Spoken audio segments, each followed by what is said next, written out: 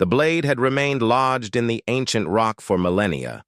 The villagers passed down tales through generations, speaking of its legendary power, an artifact from a forgotten age when deities and mortals roamed the land together.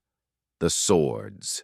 Hilt, adorned with intricate glyphs, shimmered faintly under the sun, as if calling to those bold enough to try. Many had attempted to free it, warriors clad in steel, monarchs claiming divine right, and even sorcerers wielding arcane spells. All had failed.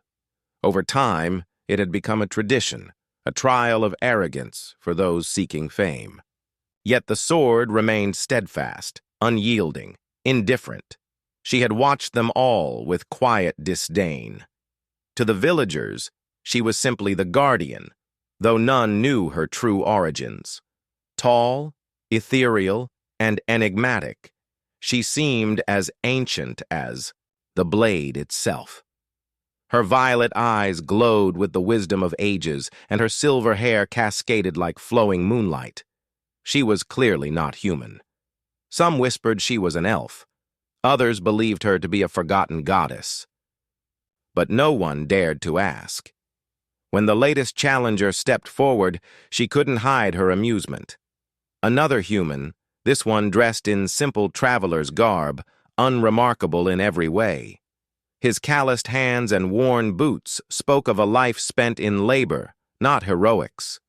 He regarded the sword with awe and determination, and she chuckled softly. "You think you can succeed where kings and champions have failed?" she asked, her voice smooth yet laced with mockery. The man met her gaze, his amber eyes steady and resolute. "Maybe," her laughter echoed through the glade. "Bold words for someone so ordinary. What makes you think you're worthy?" He shrugged. "I don't. But I'm here, and I'm willing to try." She raised an eyebrow, intrigued despite herself. Most who approached the blade were either brimming with arrogance or desperation. He was different.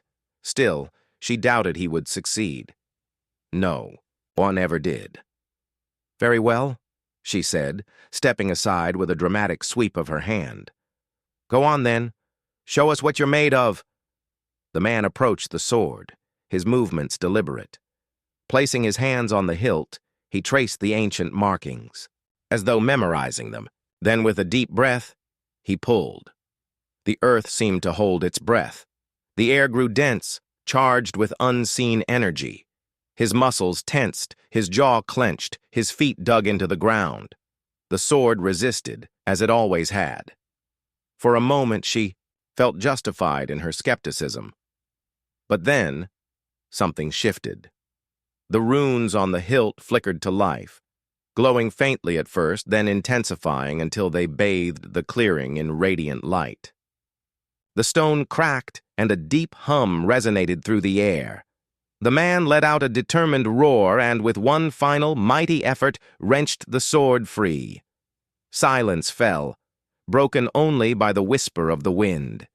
He stood there, the blade in his grasp, its surface gleaming like liquid starlight. He stared at it, a mixture of awe and disbelief on his face, as though unable to fathom what he had done. She stared as well, her lips slightly parted. For the first time in centuries, she found herself at a loss for words. The unremarkable human had done what countless others could not. Her shock gave way to something unexpected. Laughter. It started as a chuckle, then swelled into a full, joyous laugh that rang through the clearing. The man frowned.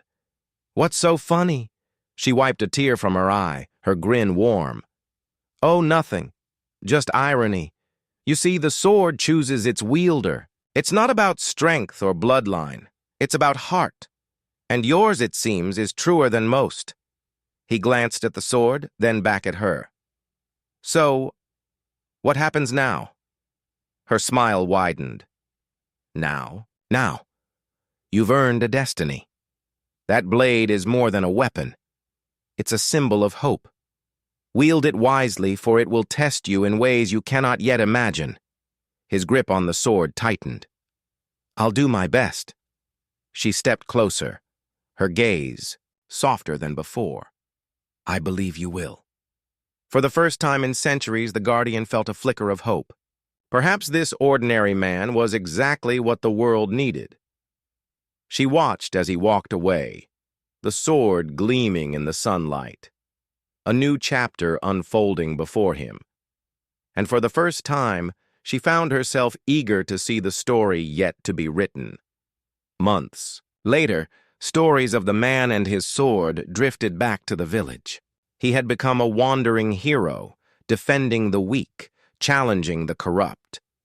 Yet, it was not his battles that people spoke of most. It was his compassion, his unwavering belief in the goodness of others. The Guardian, watching from the shadows, felt something akin to pride. She had chosen to remain behind, still bound to the ancient stone, but she no longer felt her duty as a burden. The sword was no longer a monument to failure, it had become a force for change. One quiet evening, as she gazed at the stars, a voice echoed in her mind. The sword's ancient spirit, a presence she had long grown accustomed to. "You doubted him," it murmured, amusement lacing its tone. She smirked. "I did, but he proved." "You wrong?" She let out a soft chuckle, her violet eyes glimmering. "Yes, and that, Guardian, is the true magic of humanity."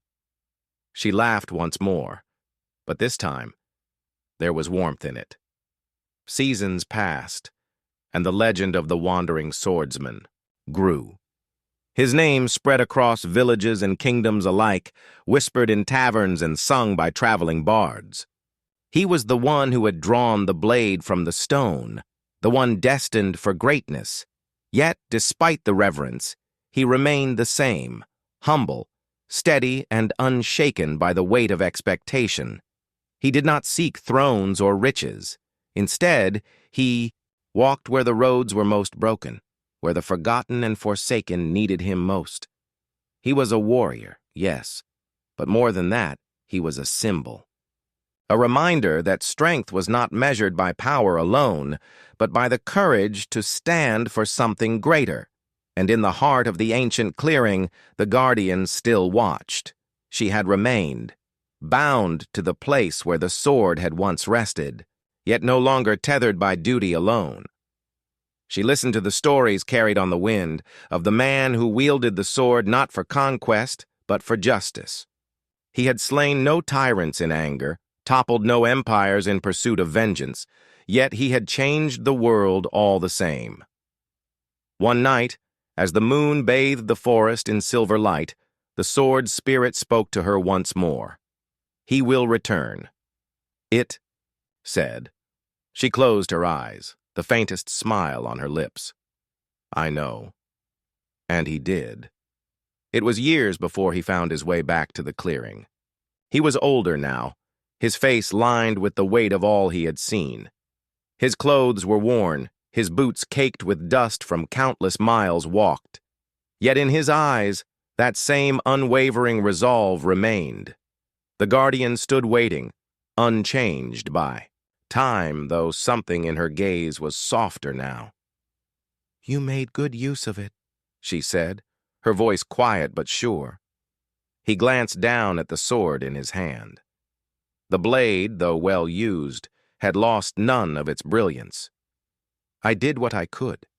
Silence stretched between them, filled only by the rustling of leaves and the distant hoot of an owl.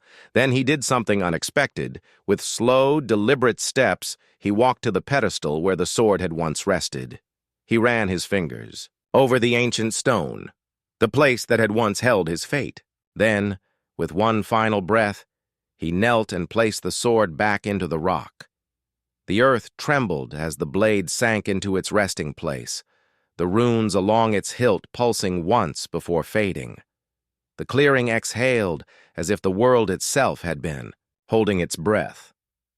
The Guardian's violet eyes flickered with something unreadable. "Why?" He stood, brushing the dust from his hands. "It was never mine to keep." For the first time in centuries, she did not have an answer. The sword had chosen. Him, and yet he had chosen to let it go. "You've changed," she murmured, though there was no judgment in her tone. A small, tired smile crossed his face. "So have you." The wind stirred between them, carrying the echoes of an old tale, one that had not yet reached its final page, as... The swordsman turned to leave. The guardian watched him go, knowing this was not an ending.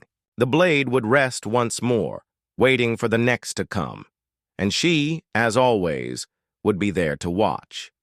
Yet for the first time, she wondered if perhaps, someday, she too would step beyond the clearing. Perhaps her story was not yet finished, either, or the first time in eons she allowed herself to dream of a brighter future.